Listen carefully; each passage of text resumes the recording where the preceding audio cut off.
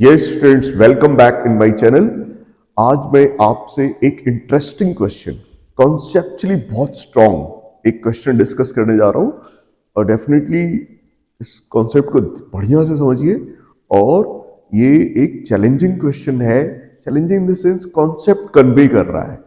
क्या concept convey कर रहा है ये मैं बता रहा हूं। नॉर्मली जब फ्लूइड का फ्लो होता है तो कई बार हम बर्नौली इक्वेशन अप्लाई कर देते हैं और इस क्वेश्चन में आप देख सकते हो बर्नौली अप्लाई नहीं होगा। क्यों नहीं अप्लाई होगा ये देखिए, इंटरेस्टिंग क्वेश्चन है।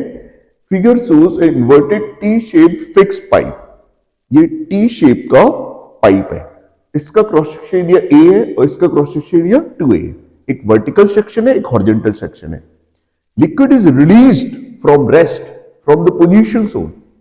लिक्विड इज रिलीज्ड, लिक्विड को जस्ट छोड़ा गया, इसका मतलब इनिशियली रेस्ट में था, ठीक है, as shown in the figure. And liquid is non viscous, okay, incompressible and non viscous, तो ठीक है। देखो लिक्विड अगर इनकंप्रेसिबल और नॉन विस्कस है ये तो ठीक है, लेकिन फ्लो स्टडी होना चाहिए, तभी बर्नौली इक्वेशन अप्लाई होती है, अदरवाइज अप्लाई नहीं होती है। अगर कहीं पे हम अप्लाई कर रहे हैं only for a moment, means अलग अलग टाइम पे आप उस बर्नौली इक्वेशन को नहीं अप्लाई कर सकते हो। जैसे जब किसी टैंक से लीक करता है, वाटर लीक करता है, दिस इज ऑल्सो, ये स्टडी स्टेट नहीं है क्योंकि अमाउंट ऑफ लिक्विड उसमें कम होता जा रहा है, लेकिन उस एक मोमेंट पे आप उसको स्टडी स्टेट मान सकते हो। उस केस के लिए for in very short interval of time जो टैंक के अंदर मास ऑफ वाटर है that is not going to change significantly, तो उसमें आप कंसिडर कर सकते हो। अदरवाइज अब देखिए ये क्वेश्चन कितना बढ़िया क्वेश्चन है। ये कह रहा है कि ये लिक्विड रेस्ट में है, तो भैया रेस्ट में कैसे रहेगा? अजीब बात, देखो ये पाइप है और इस पाइप में एच पोर्शन यहां पे लिक्विड है, एच पोर्शन यहां पे, एच यहां पे, और पाइप का कुछ पोर्शन खाली है, यहां पे खाली है, और लिक्विड रेस्ट में कैसे होगा? इसका मतलब दोनों साइड से किसी ने फोर्स लगाया होगा, दोनों साइड से फोर्स लगाया होगा। क्वेश्चन ये फोर्स कितना होगा? इधर भी फोर्स होगा, डेफिनेटली इधर भी फोर्स होगा, इधर भी फोर्स होगा और इधर भी फोर्स होगा, और ये फोर्स लगा के इसको रोका हुआ है, तो कितना फोर्स लगाना पड़ेगा? अरे फोर्स कितना लगाना पड़ेगा? ये जो लिक्विड है इसके वेट के अलावा फोर्स लगाना पड़ेगा। तो लिक्विड का वेट कितना है? लिक्विड का वेट है 2a, क्रॉस सेक्शन एरिया है 2a इंटू एच, ये इसका वॉल्यूम हो गया, वॉल्यूम इंटू डेंसिटी क्या हो गया? मास हो गया, इंटू जी ये वेट हो गया। अब ये क्वेश्चन में देखिए क्या कह रहे हैं, the initial acceleration of the liquid particle in the vertical tube will be, vertical portion में इनिशियल एक्सेलरेशन पूछ रहा है। तो भाई जैसे ही आप ये फोर्स हटाओगे ये लिक्विड गिरेगा, तो लिक्विड गिरेगा तो एक्सेलरेशन का रीजन क्या है? वेट है, वेट अपॉन मास।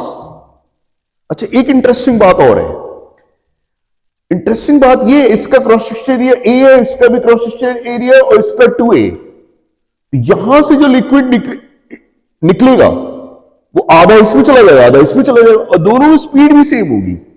इधर भी देखेंगे तो अगर v स्पीड होगी तो इधर भी v स्पीड होगी, और यहां पे भी v स्पीड से ये लिक्विड गिरेगा।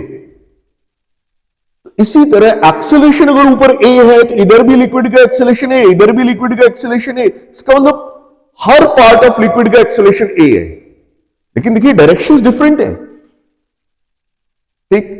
अब देखिए न्यूटन्स लॉ स्पिरिट के फॉर्म में यूज करना पड़ेगा, उसकी स्पिरिट के टर्म्स में, अदरवाइज स्पिरिट के टर्म्स का क्या मतलब? अरे भाई वेट है तो वेट है तो एक्सेलरेशन इस डायरेक्शन में कॉज करना चाहिए, अरे नहीं जबकि लिक्विड इधर भी जा रहा है, अरे तो वेट ये प्रेशर के कारण, यहां पे आपको स्पिरिट के टर्म में मैं बताता हूं। फ्लूइड में क्या होता है, फ्लूइड में आप जैसे प्रेशर क्रिएट करता है, तो प्रेशर जब लिक्विड पे प्रेशर होता है, प्रेशर आइसोट्रॉपिक होता है। जैसे नॉर्मली आप क्या सोचो, weight upon area that is pressure, तो लेकिन जब लिक्विड पे प्रेशर एक्सर्ट होता है तो वो हर डायरेक्शन से एक्सर्ट होता है। ये सब चीजों का आपको ध्यान रखना पड़ेगा। तो यहां पे Newton's law in its spirit use करना है। तो ये वेट हो गया upon total mass. What is the mass? Mass इसका वॉल्यूम कितना है? h इंटू ए इसका वॉल्यूम, h इंटू ए इसका 2ah इसका 4ah हो गया। तो 4ah इंटू रो, तो ये एक्सेलेरेशन हो गया। तो एक्सेलेरेशन सिंपली आ गया g/2। तो ये पार्ट सही हो गया। Initial acceleration of the fluid particle in vertical tube will be g/2। तो वर्टिकल ट्यूब में नहीं, ये हर पार्ट में, इधर भी g/2, इधर भी g/2, इधर भी g/2, सभी में। इधर भी g/2 से लिक्विड एक्सेलरेट करेगा, उधर g/2 से उधर जाएगा, और वो g/2 से अपर पार्ट में g/2 से नीचे आएगा। ये तो हो गया। अब initial gauge pressure at point P, ये देखिए, ये बड़ा और इंटरेस्टिंग है। Gauge pressure at point P, यहां पे P पॉइंट लिया है एट ए डिस्टेंस h/2, ठीक है। तो अब देखिए यहां पे भाई यहां पे होगा क्या, अगर हम इतना पार्ट ऑफ लिक्विड कंसीडर करें, इतना पार्ट ऑफ लिक्विड कंसीडर करें, इस पे इधर फोर्स होगा F1 और इधर फोर्स होगा F2। तो F1 minus F2, this is ma, mass into acceleration, और इसका एक्सेलेरेशन है लिक्विड का g/2, इट इज m कितना होगा? a into h/2, a into h/2 into rho, this is mass into g/2। तो ये हो गया रो a g h अपॉन 4। अब F1 कितना होगा? F1 होगा, मान लो यहां पे F1, यहां पे मान लो प्रेशर P1 और यहां पे pressure P2। It is pressure is P1 minus P2, this into A। तो ये हो गया P1 minus P2, this is row GH/4। अब देखिए बड़ी इंटरेस्टिंग बात, यहां पे प्रेशर क्या होगा? तो कई बार लोग फट से क्या करेंगे कि h हाइट ऑफ लिक्विड है, तो एटमॉस्फेरिक प्रेशर प्लस रो GH, यहां पे प्रेशर एटमॉस्फेरिक प्रेशर प्लस रो GH। नहीं, एटमॉस्फेरिक प्रेशर प्लस रो GH तब होता जब ये स्टैटिक लिक्विड होता। लिक्विड अभी जस्ट रिलीज किया गया है, तो यहां पे लिक्विड अभी है तो स्टैटिक ही, लेकिन एक्सेलरेटेड है। v स्पीड 0 है, लेकिन स्पीड 0 बट एक्सेलरेशन 0 नहीं है। तो आपको न्यूटन्स लॉ यहां पे अप्लाई करना पड़ेगा फिर से। यहां भी आप बर्नौली नहीं अप्लाई कर सकते भाई। बर्नौली में क्या, P प्लस रो GH plus half rho V square, V 0 कर दिया तब भी तो P प्लस रो GH है। नहीं, यहां पे आप, ये एक्सेलरेटेड फ्लूइड है इसलिए वो नहीं अप्लाई कर सकते। यहां पे देखिए अब क्या करोगे, देखो भाई, अगर मुझे यहां पे देखना है इस पार्ट का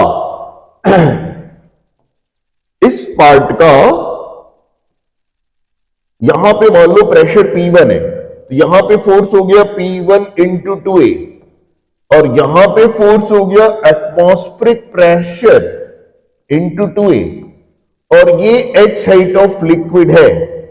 तो आप ये देखो डाउनवर्ड फोर्सेस कितने हैं, atmospheric pressure into 2A plus weight इस पार्ट का mg, mg कितना हो गया 2A into h into rho into g, this minus ये डाउनवर्ड फोर्स हो गया माइनस P1 इंटू 2A, ये net force, this is mass into acceleration, mass कितना 2A into h into rho into acceleration, acceleration is g/2। तो यहां से 2A सब हटा दीजिए, P atmospheric minus P1, this is 2A, यहां से हटाइए तो यहां पे h रो g बचेगा, इधर ले आइए, it will be minus rho GH। What is P1? P1 is atmospheric pressure, यहां पे रो जी एच का 2 रो जी एच का टर्म है और यहां पे रो जी एच का टर्म है, तो रो जी एच माइनस 2 रो जी एच, तो दिस इज P1 प्लस हाँ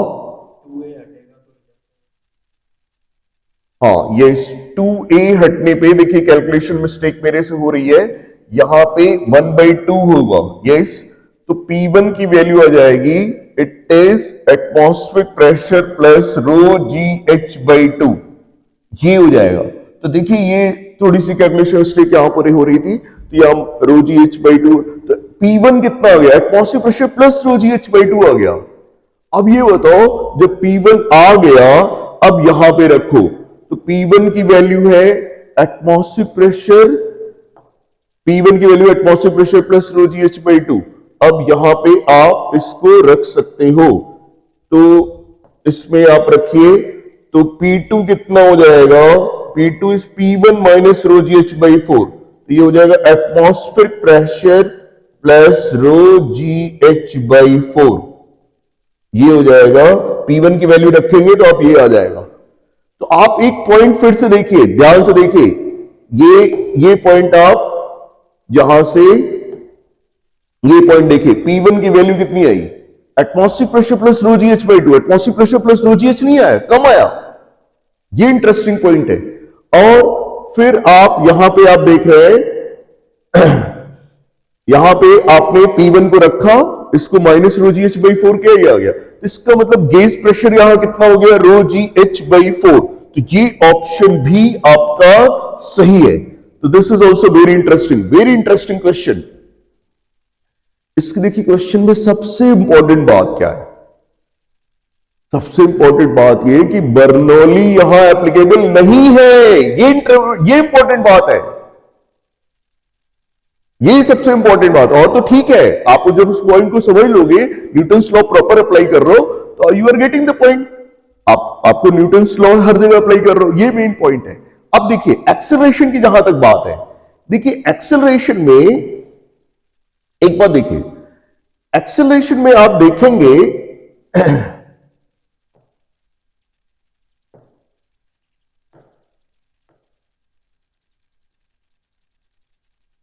इस एक्सेलरेशन में हम देखें कि अगर मान लीजिए यहां पे h हाइट ऑफ लिक्विड अब बचा, h हाइट ऑफ लिक्विड बचा, ये small h height of liquid, तो देखिए यहां पे capital H height of liquid पहले से था, उसमें H माइनस H ऐड हो जाएगा, तो यहां पे अब जो लिक्विड हो जाएगा इसकी लेंथ हो जाएगी H plus capital H minus small h। तो इसी तरह यहां पे भी जो लिक्विड हो जाएगा उसकी टोटल लेंथ हो जाएगी वही 2H माइनस स्मॉल h। ये इसमें यहां पे कैपिटल H था, capital H minus small h यहां से गिरा, तो वहां पे 2A क्रॉस सेक्शन एरिया था, तो A इधर, A क्रॉस सेक्शन इधर है, A क्रॉस सेक्शन इधर है, A into capital H minus H volume इधर चला गया, A into capital H minus H volume इधर चला गया, तो यहां पे भी 2H माइनस H, इसको हम सीधे सीधे 2H माइनस H भी लिख सकते हैं, we can write it 2H minus H, 2H minus H। अब देखो फिर वही बात, what is the acceleration, acceleration की जहां तक बात देखें तो एक्सेलरेशन क्या हो गया, वेट अपॉन टोटल मास, कौन एक्सेलरेट करा रहा है, इसका वेट कितना है, 2A into H into rho into g, total mass कितना है, टोटल मास वही total volume into density, total volume वही था 4AH इंटू रो, तो एक्सेलरेशन इसका हो गया small h upon 2H into g. यही देखिए एक्सेलरेशन स्टार्टिंग में स्मॉल h की वैल्यू कैपिटल H थी, तो इसलिए वो G/2 आया था, इसका मतलब एक्सेलरेशन लगातार कम होता जाएगा, ठीक है, अब एक्सेलरेशन कम होता जाएगा। अच्छा अब ये क्वेश्चन का ये एक पार्ट है, यस, ये velocity of fluid particle in vertical part of the tube when level of liquid in it remains H/2, मतलब ये जो वर्टिकल पार्ट है जब इसमें H/2 हाइट ऑफ लिक्विड हो जाएगी, उस समय स्पीड बतानी है। तो ठीक है, एक्सेलरेशन आपको मालूम है, एक्सेलरेशन इज वेरिएबल, तो आप सॉल्व कर लीजिए, आराम से हो जाएगा। कैसे हो जाएगा?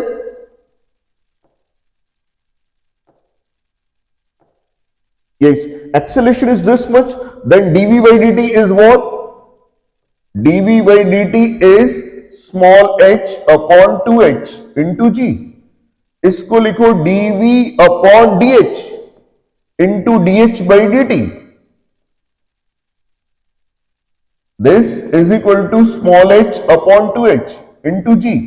अब यहां पे आपको ध्यान रखना है, v को हम लिख सकते हैं माइनस dh by dt। तो dh by dt की वैल्यू क्यों? h स्मॉल h लगातार कम होता जा रहा है, तो therefore it is minus v dv is equal to h upon 2h into g into dh। अब बस इसको इंटीग्रेट कर दो, इनिशियल स्पीड 0 टू v, और इसको इंटीग्रेट कर दो, इनिशियल h कितना था, that is capital H to h by 2। तो ये आराम से हो जाएगा, इट इज